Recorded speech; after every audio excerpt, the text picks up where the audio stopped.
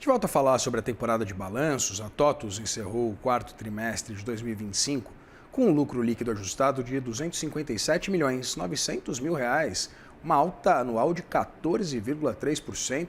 Para a gente repercutir os números da companhia, eu converso agora com Denis Hershkovich, presidente da TOTVS. Denis, seja muito bem-vindo, é um prazer ter você aqui. Prazer estar aqui com vocês.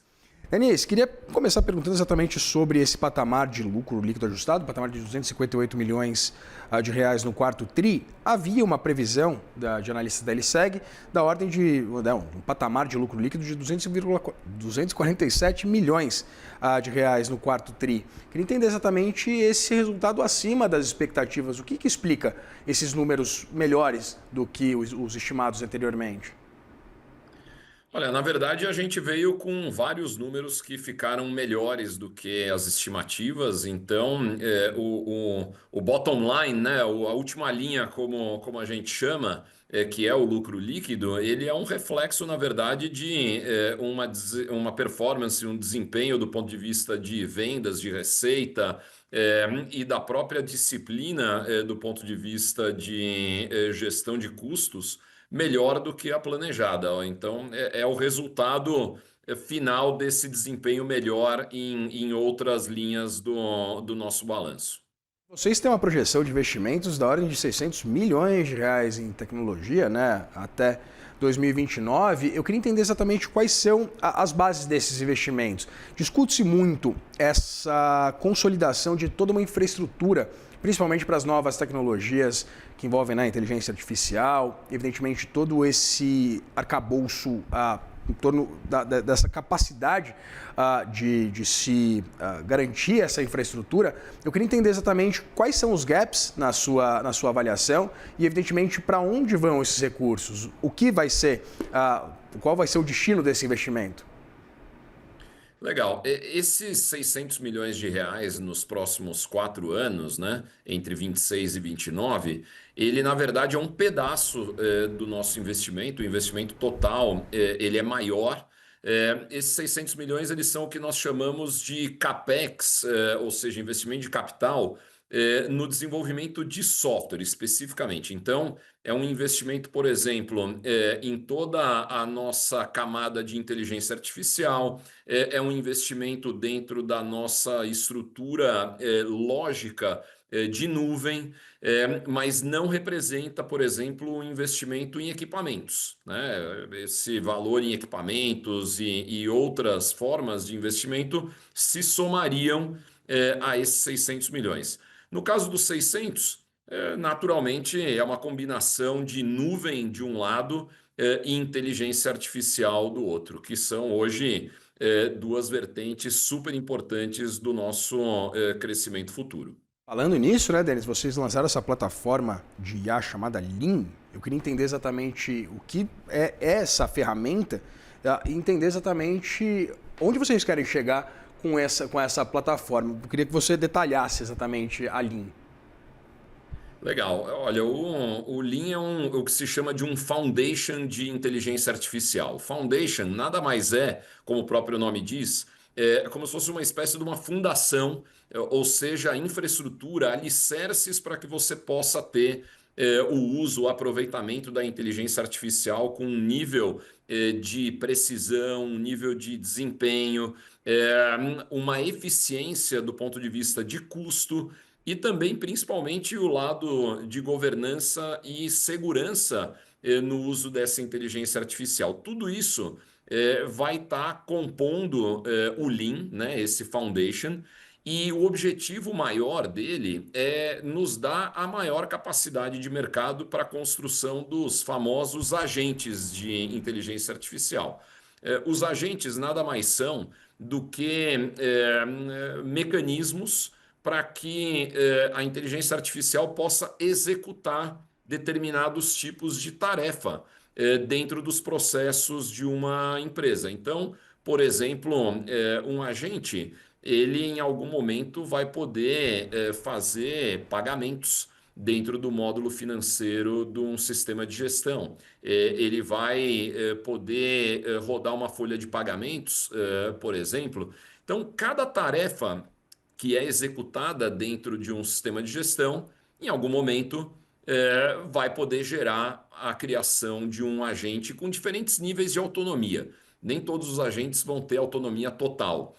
Boa parte deles, dependendo da complexidade, da criticidade daquela tarefa, certamente vão ter um bom grau de supervisão humana. E esse Foundation Lean, ele dá tanto a capacidade de construção dos agentes, como também uma camada de orquestração e o que se chama de observabilidade das regras que estabelecem o andamento desses agentes, como também, por último, uma camada de governança, onde essas regras do que se pode fazer ou não, controle de acesso e todo o aspecto de segurança da inteligência artificial vão estar inseridos. Denis, muito interessante esse ponto que você traz sobre essa necessidade de ter uma pessoa, carne e osso, por trás da máquina. Encontra bastante coro com aquilo que você disse durante a coletiva, né, o call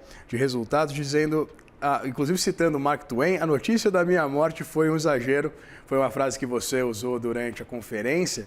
Eu queria entender exatamente como é que você vê esse cenário de tecnologia, inclusive fazendo uma correlação com esse movimento que a gente acabou de trazer aqui para a nossa audiência do CNN Money, dessa aversão também maior a risco, preocupações acerca da possibilidade de existência de uma bolha de IA, uma possível sobrevalorização desses papéis, contrastando com a capacidade também de gerar receita, gerar caixa. Queria entender como é que você vê esse cenário hoje. Olha, com um certo grau de naturalidade e serenidade, porque essa não é a primeira mudança tecnológica relevante que surge, né?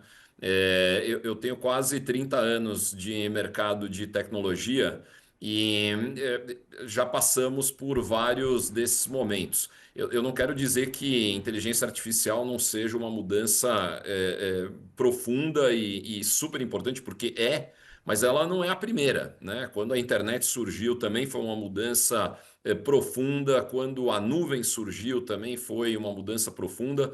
E o que a gente vê em vários momentos, até que exista um pouco mais de clareza de quem vão ser ganhadores, perdedores, o que vai funcionar, o que não vai funcionar, são momentos exatamente como esse de algum grau de ceticismo de alguns e de extremo otimismo de outros, né? Então, uma semana os céticos estão no controle, numa outra semana, eventualmente, os otimistas é que estão. Mais uma vez, turbulências normais de um período de mudança e mudança profunda. A inteligência artificial veio para ficar, assim como a internet veio para ficar 2 décadas e meia atrás, vai mudar o jeito que as empresas operam, vai gerar certamente ganhadores e perdedores. Evidente que do lado da TOTUS, o que a gente faz todos os dias é garantir que, da mesma forma que nós fomos grandes vencedores, ganhadores até hoje, a gente continue sendo um ganhador nesse mundo de inteligência artificial. E o próprio lançamento desse Foundation Lean hoje mostra exatamente um pouco desse investimento, desse trabalho que a gente vem fazendo. Em meio a essa corrida, Denis, eu queria entender se esse mercado ele não estaria inflado, né? E como a TOTUS planeja se movimentar em meio a essa discussão toda, como a gente trouxe anteriormente, sobre a concessão de serviços de infraestrutura para a inteligência artificial, mas também, principalmente, né, pensando nessa corrida e no nível de investimento que as Big Techs, por exemplo, têm, né, para realizar nessas áreas. É uma concorrência, inclusive, desleal, se a gente parar para pensar em algumas estratégias que esses grandes players mundiais podem adotar, né? Na verdade, não, porque cada empresa tem que encontrar o seu próprio lugar, o seu próprio papel nesse mundo de inteligência artificial. E a TOTUS já tem muito claro qual é o seu papel. E esse papel é o de ajudar principalmente as pequenas e médias empresas a adotarem não só a inteligência artificial, mas tecnologia como um todo e, através disso, conseguirem resultados melhores nas suas operações.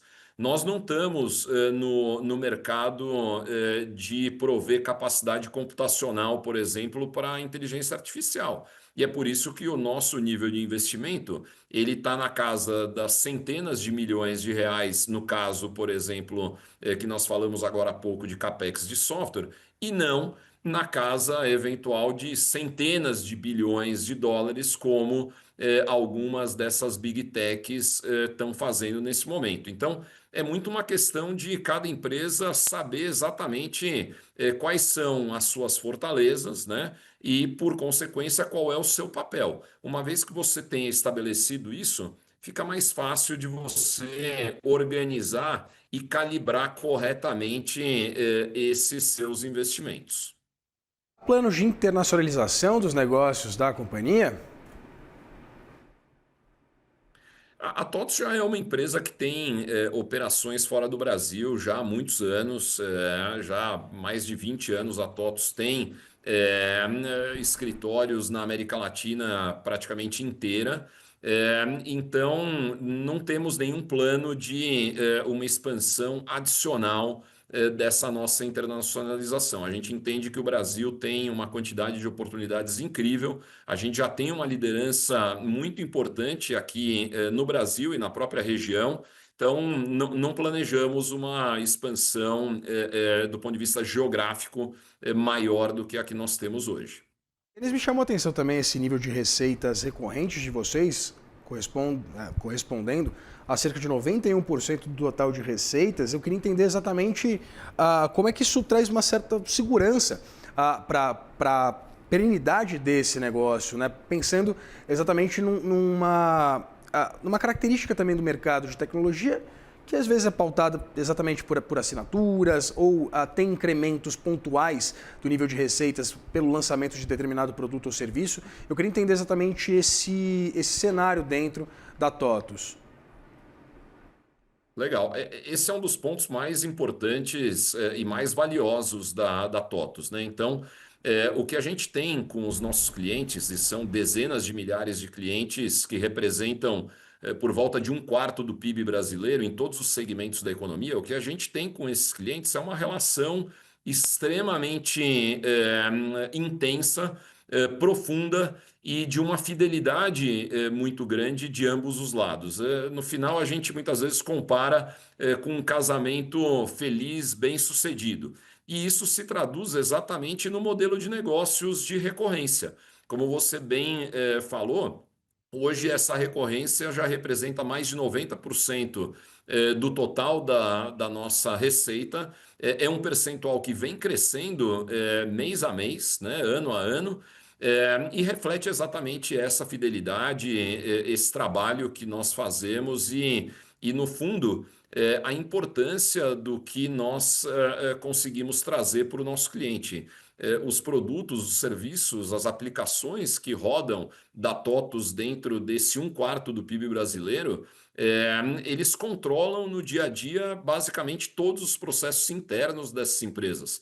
Financeiro, contábil, fiscal, compras, estoque, absolutamente tudo que é feito dentro dessas empresas tem lá os nossos sistemas facilitando, controlando, garantindo que essas empresas estejam operando com eficiência e com produtividade.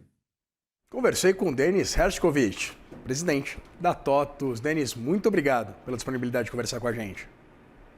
Obrigado, boa tarde. Até mais.